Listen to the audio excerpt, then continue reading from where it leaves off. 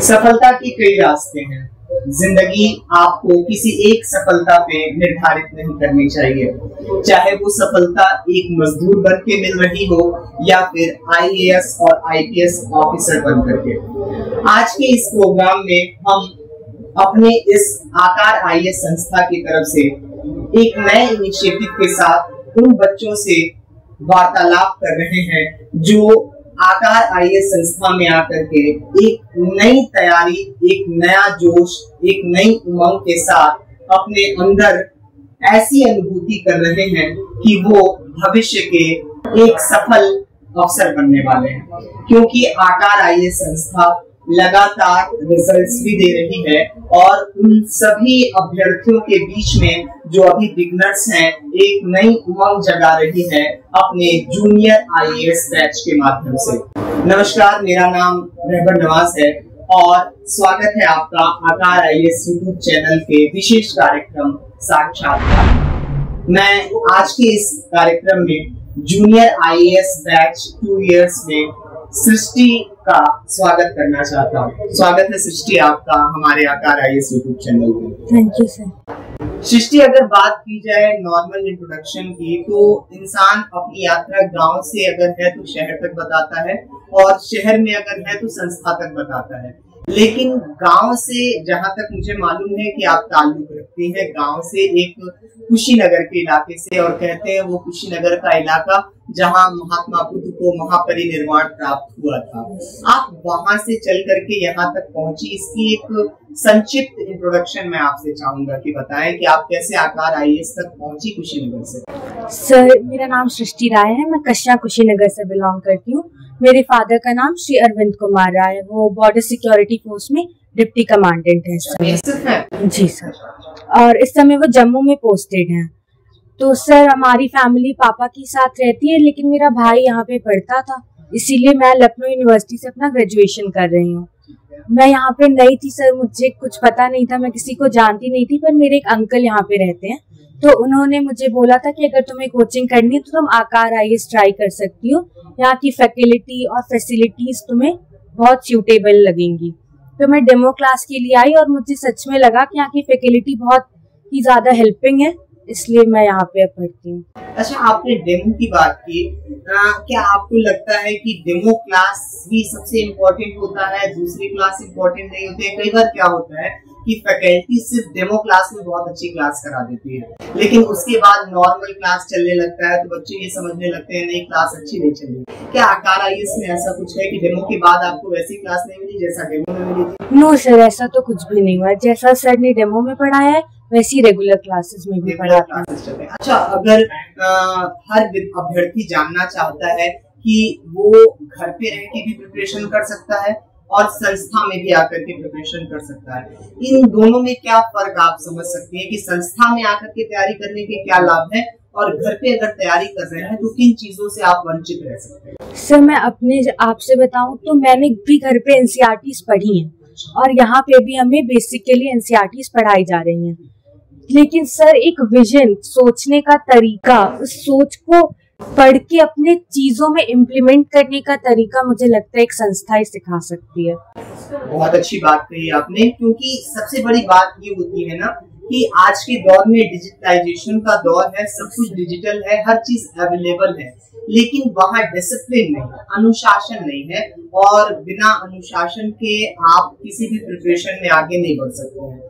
और जहां तक मुझे इस प्रिपरेशन का जो अनुभव है उसमें मैं ये समझता हूँ कि रेड पेन का बहुत बड़ा यूज है। अगर आपके अध्यापक, आपके मेंटोर आपके साथ हों और आपकी सही गलत चीजों पर रेड पेन लगा रहे हों, आपको पर डे यहाँ ट्रीट कर रहे हो, मेंटोर कर रहे हो, तो वो ज्यादा अपब्रिंगिंग करता है। ये आपने देखा होगा। अगर हम दूसरी तरफ इस इंटरव्यू सेशन को ले चलें तो मैं आपको क्लासरूम में पहुंचने से पहले और क्लासरूम के खत्म होने के बाद, यानी आपकी जो क्लास खत्म होती है उस तक का एक ड्यूरेशन जानना चाहता हूँ कि क्या क्या चीजें होती हैं, आप बताएं जरा। सर, जब सबसे पहले हम लोग क्लास में एंट्री करते हैं तो सबसे पहले तो हमारे जो स्क्रीन है उस पर जो आज सर टॉपिक पढ़ाएंगे उसकी वीडियोस चलते रहते हैं। शेखर वीडियोस चलते हैं। अभी कौन सी क्लास चल रही है आपकी? सर अभी पॉलिटिकल साइंस की क्लास चल रही है। रिलेटेड कोई चलता है स्क्रीन पे? यस सर एबीपी न्यूज पे प्रधानमंत्री सीरीज आती है और शेखर कपूर उसको होस्ट करते हैं। हाँ, वो पूरी एक सीरीज बनी हुई है, पंडित जवाहरलाल नेहरू से लेकर के मनमोहन सिंह तक के काल तक का पूरा एक सीरीज बनाया गया है। तो क्या आपकी अगर कोई टॉपिक चल रही हो या फिर कोई स्टोरी आने वाली हो पॉलिटिकल, तो उसको पहले ही शो कर दिया जाता है क्लास में आते ही? ऐसा सर क्लास की ब्रीफ समरी क्लास के पहले हमारी स्क्रीन पे चलती रहती है। अच्छा, अब वो हट जाती होगी फिर जब टीचर आ जाते हैं? जब सर आते हैं फिर हट जाती है। क्या होता है फिर सर हमें आधे घंटे, तो जैसे मैं 2 घंटे की क्लास होती है तो उसमें आधे घंटे सर ने जो हमें कल पढ़ाया है सर हमें वो एक बार फुल रिवाइज करवाते हैं। अच्छा, ठीक है। उसके बाद सर अपने टॉपिक को कंटिन्यू करते हैं। मतलब उसमें पहले सर बुकिश नॉलेज से ज्यादा जो लैंग्वेज हमारे लिए इजी टू यूज है, इजी टू अंडरस्टैंड है, वो हमें सर पहले पूरा उसका एक ब्रीफ नॉलेज दे देते हैं और उसके बाद सर किताबों पर आते हैं। अच्छा, तो कई बार क्लासेस में बच्चों की शिकायत होती है कि एक लंबी भीड़ होती है क्लासेस में, बहुत सारे स्टूडेंट्स होते हैं, उसमें सबके प्रश्न का, सबकी जिज्ञासा का जवाब नहीं मिल पाता है। क्या आकार आईएएस की संस्था में जो क्लासेस चल रही हैं उसमें अगर बच्चे क्लास के दौरान क्वेश्चन कर रहे हैं, पूछ रहे हैं, तो क्या उसका सही आंसर मिल पा रहा है? आप उससे सेटिस्फाइड होते हो? ये सब फुल्ली सेटिस्फाइड होते हैं। इवन आज ही जब मैं क्लास कर रही थी तो मेरे अंदर एक डाउट था, पर मुझे पूछने में लग रहा था कि शायद ये सिली सा डाउट हो, मैं सबके सामने पूछ लूं, पर सर ने शायद चेहरा ही देख के पहचान लिया, तो सर ने ही सामने से कहा कि तुम्हें शायद कुछ डाउट है, तुम पूछ लो। फिर भी अगर सर ध्यान नहीं दिए कि कोई किसी पे, तो वो बच्चा बाहर सर बैठे ही रहते हैं, तो बाहर आके सर से अगर अकेले में भी डाउट पूछना है तो आराम से पूछ सकता है, लेकिन ऐसा होता नहीं। जनरली सर क्लास में सबके डाउट सुन के पूरा क्लियर कर देते हैं। सिर्फ आकार आईएएस जैसे अन्य संस्थानों में देखा जाता है क्लासेस चली, बच्चे आए चले गए, लेकिन इसके अलावा मैंने आकार आईएएस में कुछ और एक्स्ट्रा करिकुलर एक्टिविटीज के बारे में सुना है, वो क्या है? क्या आप उसके बारे में बताना चाहेंगे? यस सर जैसे कि हमें पार्लियामेंट सेशन एक बहुत इंटरेस्टिंग सा सेशन है। इसमें क्या होता है? पार्लियामेंट सेशन तो दिल्ली में चलता है। Yes sir. क्लास में कैसे होता है? सर हमारी क्लास में भी ये चलता है जैसे, और हम इसमें वोट भी करते हैं लोगों को। अच्छा, वोटिंग भी होता है उनकी स्पीच सुन के। अच्छा। जैसे हमारा संडे को एक सेशन था जिसमें मेरे सपनों का भारत एक टॉपिक था, उस पे कैंडिडेट्स थे, उन्होंने बोला, हम बाहर हमने बैलेट पेपर पे फिर अपना वोट भी किया, हमारे प्राइम मिनिस्टर भी चूज हुए, अपोजिशन लीडर भी चुनी गई। प्राइम मिनिस्टर कौन बना था क्लास में? सर कमल प्राइम मिनिस्टर बने और आराध्या हमारी अपोजिशन लीडर बनी। अच्छा। तो ये जो स्पीचेस हो रहे थे, क्या उसमें आपने भी पार्टिसिपेट किया था क्या? नहीं सर, उस टाइम मैंने नहीं किया था। अच्छा, तो वोट तो डाले थे ना? यस सर, वोट किया था। तो वोट आपने अवैध तो नहीं डाले थे? नहीं सर। अवैध वोटिंग से क्या समझते हैं आप? सर अवैध वोटिंग से ये समझते हैं कि किसी के प्रेशर में आके डाल दिया हमने वोट की। ये ज्यादा हमारी क्लास में तो नहीं होता है, लेकिन बाहर के दुनिया में ये होता है कि प्रेशर में आके डाल दिया, या एक ही इंसान ने 2-3 बार वोट डाल दिया। ये अवैध। यस। चलिए, मतलब एक नॉर्मल अगर पॉलिटी की क्लास चल रही है तो एक नॉर्मल चीजें आपके दिमाग में बैठ रही हैं, फिर भी मैं आपसे पूछना चाहूंगा, डेमोक्रेसी से आप क्या समझते हैं? क्या है डेमोक्रेसी? सर डेमोक्रेसी लोकतंत्र है। डेमोक्रेसी में हम लोगों का राज होता है, हम अपनी सरकार से अपनी बातें मनवा सकते हैं, हम अपनी सरकार को हमारी दिक्कतें बता सकते हैं, और हमारी सरकार हमारे लिए काम करती है, उनका विल नहीं होता है। हमारा जो स्टेटमेंट याद आ रहा है, अमेरिका के एक राष्ट्रपति थे अब्राहम लिंकन, उनका एक स्टेटमेंट था डेमोक्रेसी पे, क्या आप जानते हैं? ये सकी लोकतंत्र लोगों के लिए, लोगों के द्वारा और लोगों से बनता है। बिल्कुल सही, by the people for the people of the people. ठीक है, चलिए, ये तो बात हो गई आपकी क्लास की, लेकिन क्या क्लासेस चलने के बाद ऐसा होता है कि आपसे क्लास के दौरान कोई क्वेश्चन पूछा जा रहा हो, या फिर कोई मॉक टेस्ट वगैरह भी कराया जाता है? yes, monthly weekly? हमारा वीकली टेस्ट होता है जो हमने हफ्ते भर में पढ़ा होता है क्लास में। अभी हम एनसीईआरटी पढ़ रहे हैं, तो एनसीईआरटी बेस्ड एग्जाम्स होते हैं हमारे।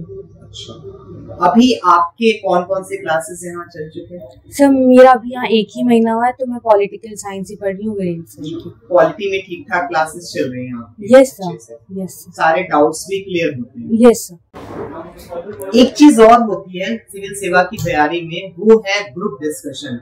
क्या ऐसा कुछ होता है कि आप लोग किसी टॉपिक पे यहाँ बैठ करके ग्रुप डिस्कशन करते हो, क्योंकि ग्रुप डिस्कशन से अलग अलग पॉइंट्स निकल करके सामने आते हैं, तो क्या ऐसा कुछ भी होता है? यस सर, ऐसा होता है। और हमारे ग्रुप डिस्कशंस के टॉपिक एक दिन पहले नहीं दिए जाते, हमें तुरंत दिए जाता है और हमें 2 मिनट का समय दिया जाता है। तो मतलब क्या ऑन द स्पॉट टॉपिक दिए जाते हैं और तुरंत आपको उस पे अपने माइंड क्रिएशन के हिसाब से तुरंत डिसीजन लेकर के टॉपिक डिसाइड करते हैं, आप उसके पोर्शन डिसाइड करते हैं और फिर वहाँ पे क्लास में डिस्कशन होता है? Yes sir. तो इससे क्या आप क्या फायदा समझते हैं, इससे क्या आपको मिलता है? सर, इससे हम किसी एक टॉपिक को जब खुद से चुनते हैं और उस पर जब हम खुद से कुछ बोलते हैं तो हमें ये समझ आता है कि हम कितनी जल्दी और कितना अच्छा सोच सकते हैं किसी चीज के बारे में। क्योंकि मुझे जहाँ तक मालूम है कि जिस प्रिपरेशन के लिए आप यहाँ पे आई हुई हैं, वो कहीं ना कहीं त्वरित रूप से सही फैसला लेने के लिए भी जाना जाता है कि कितना प्रेशर है आपके ऊपर और कितना सही से आपको फैसला लेना है। ये हेल्पफुल करेगा ग्रुप डिस्कशन में। ठीक है, अच्छी बात है। चलिए, अगर फाइनल वे में बात की जाए तो मैं आपसे ये पूछना चाहूंगा कि अब तक की जो प्रिपरेशन हो रही है, यहाँ की फैकल्टी जिस तरह से आपको प्रत्येक सब्जेक्ट में हेल्प कर रही है, क्या अपने आप में एक आत्मविश्वास जग रहा है कि आकार IAS में आकर के आप अपने गोल्स को अचीव कर सकते हो फ्यूचर में? यस सर, डेफिनेटली लग रहा है। और उसका मैं एक एग्जांपल भी दूंगी। सर ने हमें क्लास में ना क्वेश्चन पेपर दिखाया था, UPSC का क्वेश्चन पेपर दिखाया था, और उस क्वेश्चंस के ना जो NCERT की क्लास 6 से भी उस क्वेश्चन पेपर में क्वेश्चंस थे, उसकी स्टेटमेंट्स थी। सर ने हमें बुक में वो लाइनें मार्क थी, वो दिखाई भी थी। यहाँ पे जो क्लासेस चल रही हैं, यानी बेसिक लेवल से आपको NCERT को भी डील कराया जा रहा है, क्योंकि कहीं ना कहीं सिविल सेवा की प्रिपरेशन में NCERT एक बुनियाद की तरह, बेस की तरह। सर, उसके क्वेश्चंस थे हमारे पेपर में, डायरेक्ट क्वेश्चंस थे। तो यस सर, डेफिनेटली। अगर आपका सिलेक्शन यहाँ से हो जाता है तो आप फिर क्या प्रेफर करना चाहेंगे, किस सर्विस में जाना चाहते हैं? सर, मेरा हमेशा से इंटरेस्ट IFS मेरा। IFS क्यों? IAS रह करके इस देश की सेवा आप यहीं पे रह के क्यों नहीं करना चाहते? नहीं सर, IFS मुझे शुरू से सर इंटरनेशनल अफेयर्स पढ़ना बहुत पसंद है। फॉरेन सर्विसेज में जाना? Yes sir. तो ऐसा तो नहीं है फॉरेन घूमने की? No sir, no sir, definitely not sir. जैसा आजकल हर कोई कहते हैं कि वर्ल्ड एक ग्लोबल विलेज है। अच्छा। और सर, वर्ल्ड में हर कंट्री दूसरी कंट्री से, ये आज ही नहीं कहा जा रहा है, जबकि भारत की पुरातन सभ्यता और संस्कृति वसुधैव कुटुम्बकम की रही है। भारत शुरू से ग्लोबलाइज रहा है, अपनी सभ्यता और संस्कृति का पोषक भी रहा है और उसको प्रसारित भी करता रहा है। उसी का एक छोटा सा रूप है IFS, जिसमें हम शायद देश से बाहर रह करके भी देश के लिए ही काम कर रहे हैं। Yes sir. तो आपको लगता है कि IAS और IFS में कुछ छोटा बड़ा है, या फिर दोनों की सर्विसेज का जो टारगेट है लोक सेवा, देश की सेवा वही है? सर, दोनों की ही सर्विस का यही है कि लोक सेवा करना है। वो जो IAS है वो देश के अंदर रह के हमारे समाज में सुधार करते हैं, और सर जो IFS है वो देश के बाहर जाके हमारी कंट्री का इमेज बनाते हैं। क्या क्या चीजें कर सकता है जिससे भारतीयों को लाभ हो?